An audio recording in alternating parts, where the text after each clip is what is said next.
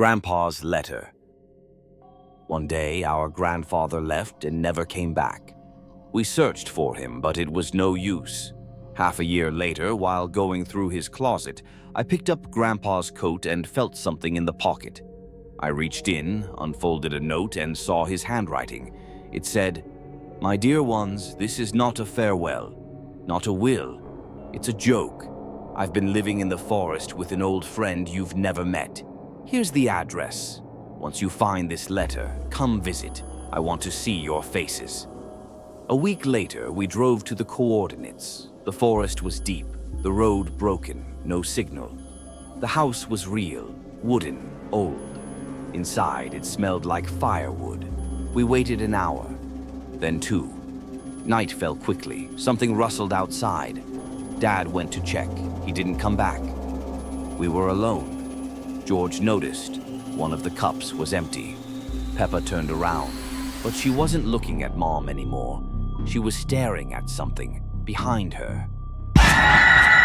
In the evening, Peppa went home, but the road veered off to the side. She saw familiar faces, Susie, Rebecca, Denny, and new ones, pale and motionless. In the center of the circle, a puddle of black liquid reflecting the sky, but distorted. They stood silently, waiting. Peppa slowly approached. Susie turned her head abruptly without blinking. Her eyes, empty sockets, a black drop at the corner of her mouth. All the children simultaneously turned their heads toward Peppa, synchronously, faces devoid of emotion. The puddle in the center of the circle pulsed, gentle ripples emanating from it. Peppa stepped back. The children reached their hands out at the same time, their fingers elongated, black liquid flowing from them.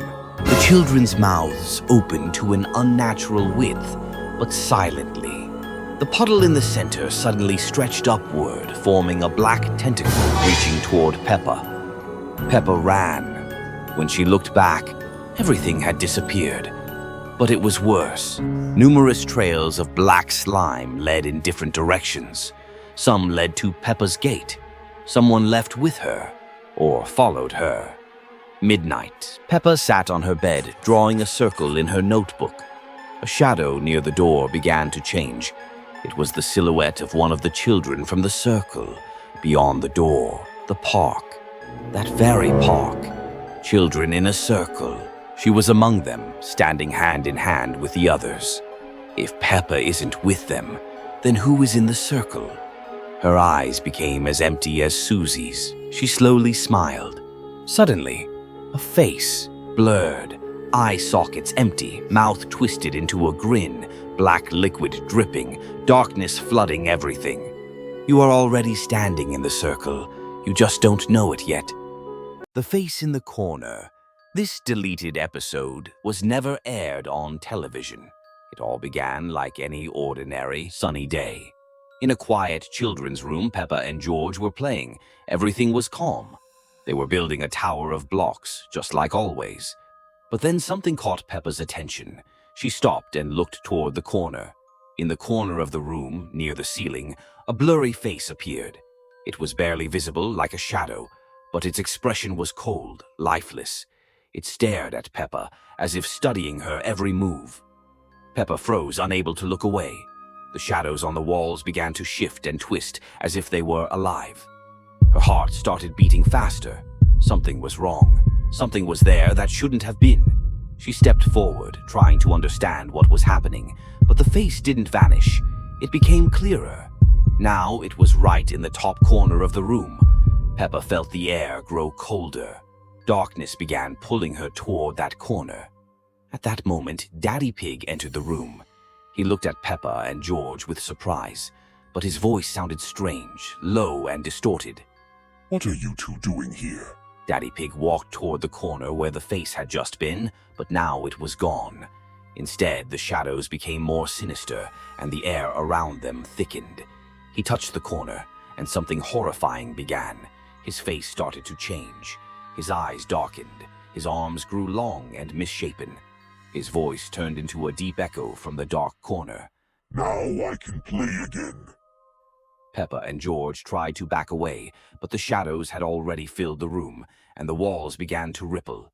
A strange, unnatural music filled the air, making everything around them feel alive. They tried to escape, but the door was locked. The room began fading into darkness, and the music grew louder, swallowing them whole. We can't get out," Peppa whispered, her voice consumed by the shadows. Darkness swallowed everything. The shadows on the walls grew unimaginably large, and the sound of the music became unbearable. Peppa and George stood in a void, surrounded by the shadow.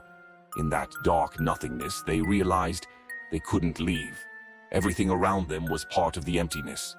The music never stopped. "Are we here forever?" Peppa whispered.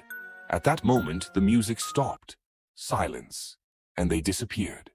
Gone. Forever.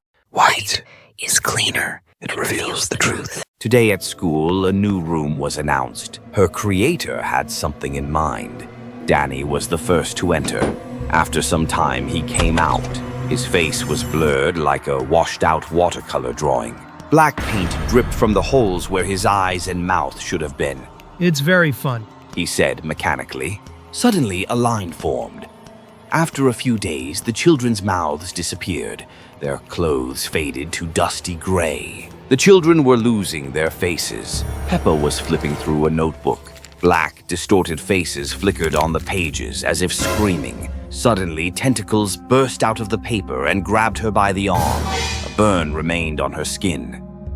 The room left traces. No one erased them. Peppa tried to preserve the colors, but the room kept erasing everything.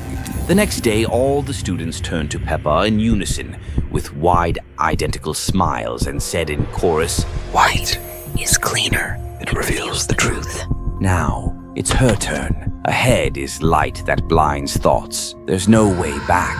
From the walls slowly emerged white silhouettes with distorted features, and black handprints appeared on the surfaces. They watched, they waited. Night fell. Peppa stood in the center of the white room. With trembling hands, Peppa wrote, "Yellow light, laughter, I." She tried to remember, but words no longer meant anything. She was the last. Silence remained, and Peppa, who no longer remembered anything. 1313.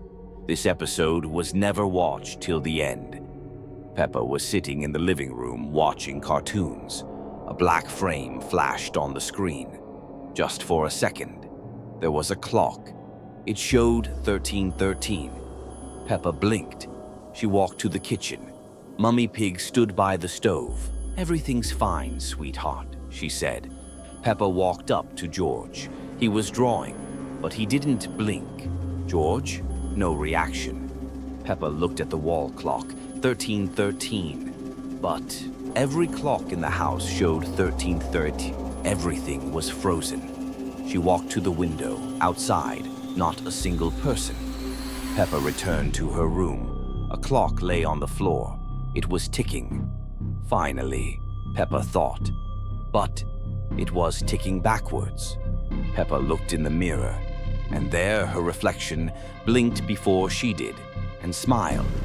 A strange, unnatural smile. "Peppa!" Daddy stepped closer, but his face wasn't his face. It looked drawn like a mask. He kept repeating one sentence. It's almost 1313, 1313. Peppa and George decided to take a walk in the forest and stumbled upon an old, abandoned house. It looked very gloomy. Broken windows, overgrown bushes, creaky door. Inside, it was dark and cold. Cracked portraits hung on the walls. Their eyes seemed alive. Suddenly, it became dark outside the window. At that moment, a strange woman appeared. The owner of the house. Her face was pale, and her eyes were cold and frightening. She smiled strangely and said, Welcome. You shouldn't have come here. Suddenly, she began to change. Her face distorted. Her eyes shone with bright red light, and something black flowed out of them. Peppa tried to run, but the door slammed shut by itself. The demon owner grabbed Peppa and George with her long claws. Their screams disappeared into the darkness. Everything around started to distort. The house's owner dragged the children into her dark basement. Peppa and George were tied up. Their mouths were covered with rags. The owner was boiling something murky in a huge cauldron and muttered, Soon I will enjoy this. Peppa turned around and saw Susie and Rebecca. They were also tied up and trembling with fear. Suddenly, a familiar, sinister whisper sounded.